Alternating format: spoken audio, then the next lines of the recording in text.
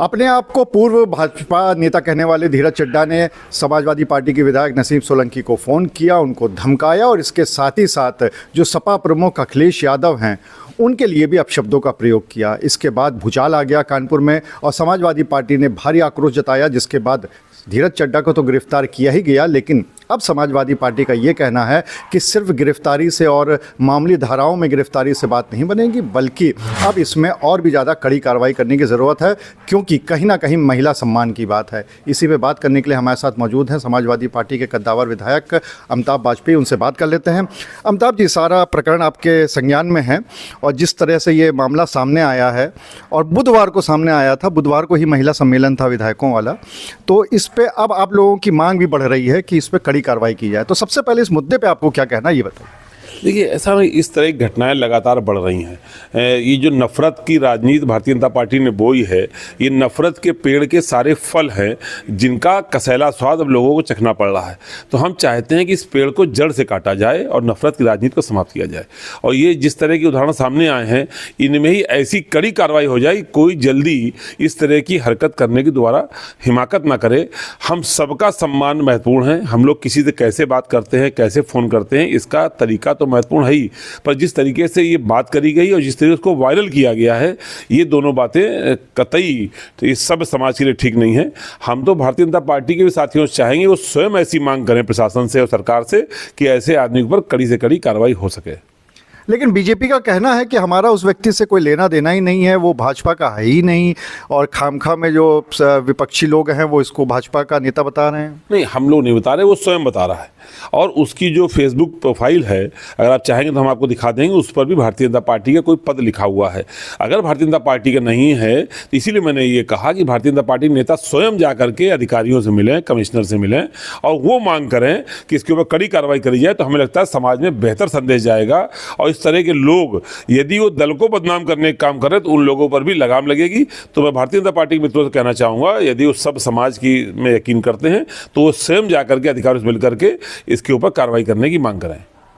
अगर हम पूरे वायरल वीडियो की बात करें तो वहाँ पर जो सपा प्रमुख हैं अखिलेश यादव, उनको लेकर भी कुछ अपशब्द बोले गए थे, तो उस पर काफ़ी आक्रोश है आप लोगों के ऊपर, आप लोगों के बीच में। तो क्या आप लोग ये चाहते हैं कि उसमें और कड़ी कार्रवाई पुलिस की तरफ से होनी चाहिए? नहीं, मैंने पहले दिन भी कहा कि ऐसे लोगों पर ऐसी कार्रवाई हो। हर किसी को राजनीति में विपक्षी होना बड़ी बात नहीं है। हम किसी का आलोचक हो सकते हैं, लेकिन भाषा शैली का संयम हम सब लोगों को रखना ही चाहिए। इसलिए हम लोग पुलिस से मांग कर रहे हैं। नहीं तो समाजवादी लोग भी जवाब देना जानते हैं, पर हम लोग अभी कानून पर भरोसा कर रहे हैं, कहीं ना कहीं सरकार पर भरोसा कर रहे हैं। तो इसलिए हम लोग उनसे मांग कर रहे हैं। हम लोग भी तरीका ढूंढ रहे हैं, कोई तरीका हम लोग भी ऐसा ढूंढेंगे कानून के दायरे में रहते हुए भी ऐसे लोगों को जो इस तरह की बातचीत करते हैं और उसको वायरल करके झूठी पब्लिसिटी हासिल करना चाहते हैं। ना जाने किस समाज में लोग रहते हैं जिससे उसको कोई अपना मान बढ़ना समझते होंगे, पर इनका उपाय हम लोग भी खोज रहे हैं और ऐसा उपाय करेंगे ताकि आगे कोई इस प्रकार की हिम्मत ना कर सके।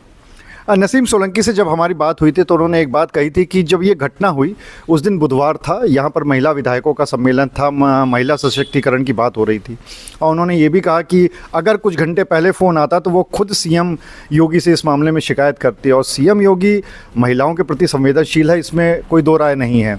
तो क्या आपका ये मानना है कि जिस दिन महिला सम्मेलन हुआ उसी दिन इस तरह की घटना हुई, तो कहीं ना कहीं ये एक सोचनीय बात हो जाती है? देखिए, इसकी ये घटना पहली बार नहीं हुई। इसके पहले भी इस तरह का फ़ोन आया था, तब भी हम लोगों ने अधिकारियों को अवगत कराया था। यदि तभी कड़ी कार्रवाई हो गई होती तो दोबारा इसकी नौबत नहीं आती, पर उसके हौसले बढ़ गए। उसको लगा, आप सब साथियों ने, जो मीडिया के साथी, उन्होंने भी उसको इतना हाइप दे दिया, उसके हौसले बढ़ गए, इसीलिए इस तरह घटना की पुनरावृत्ति हुई और बार बार हुई। तो इसलिए मैं एक तो मीडिया के साथियों से चाहूँगा कि ऐसे जो ये लोग हैं इनको ज़्यादा तवज्जो ना दें, लेकिन सरकार से ज़रूर उम्मीद करूँगा, अगर मुख्यमंत्री जी के मन में महिलाओं के प्रति जरा सा भी सम्मान है, हम ये तो नहीं मान सकते ना कि कोई घटना इतनी बड़ी हुई है, विधायक के साथ हो रही है, मीडिया की सुर्खियां बन रही है, मुख्यमंत्री जी को पता नहीं है। ये तो नहीं माना सकता, उनको निश्चित रूप से पता होगा और उस पर वो ऐसा सख्त आदेश दे कि जैसा कि वो कहते हैं ना कि माफिया का जैसा वो अंत करने की बात करते हैं, बुलडोजर की कार्रवाई करते हैं, कोई इस तरह की कार्रवाई करें ताकि लोगों के मन में सीधे स्पष्ट संदेश चला जाए कि बदतमीजियाँ समाज में बर्दाश्त नहीं करी जाएंगी और खासतौर पर महिलाओं के प्रति ऐसी अशोभनीय बात को मुख्यमंत्री कतई बर्दाश्त नहीं करेंगे। नसीम सोलंकी ने एक आशंका जताई है कि उनके परिवार को भी खतरा हो सकता है और एक सिरफिरा इस तरह के काम कर रहा है, तो कि इसको लेके भी आप लोग चिंतित हैं? नहीं, तो लगातार परिवार 2-2.25 साल से संघर्ष कर रहा है, लेकिन पार्टी साथ खड़ी रही और क्षेत्र के लोग भी साथ खड़े रहे। इसको लेकर बहुत लोग उद्वेलित हैं, बहुत लोग परेशान हैं भारतीय जनता पार्टी के लोग कि जो उपचुनाव में भी सीट जीत ना सके तो वो भी परेशान, न जाने कौन साजिश कर रहा है। तो पूरी साजिश की गहनता से जांच होनी चाहिए, कोई और तो नहीं उसके पीछे, कोई साजिश तो नहीं करा रहा है। इन सब बातों की गंभीरता से जांच होनी चाहिए और परिवार की पूर्ण सुरक्षा का इंतजाम भी सरकार के द्वारा किया जाना चाहिए। तो आप थे अमिताभ वाजपेयी, जिनका साफ तौर पे ये कहना है कि जिस तरह से माफियाओं पर सीएम योगी बुलडोजर की कार्रवाई करते हैं वैसे ही धीरज चड्डा जैसे लोगों पे करनी चाहिए। और इसके साथ ही साथ उन्होंने एक बात और कही कि वो भी एक तरीका ढूंढ रहे हैं कोई ना कोई ऐसा जिससे कि इस तरह के व्यक्तियों को माकूल जवाब दिया जा सके। अनुराग अग्रवाल, TV9 कानपुर।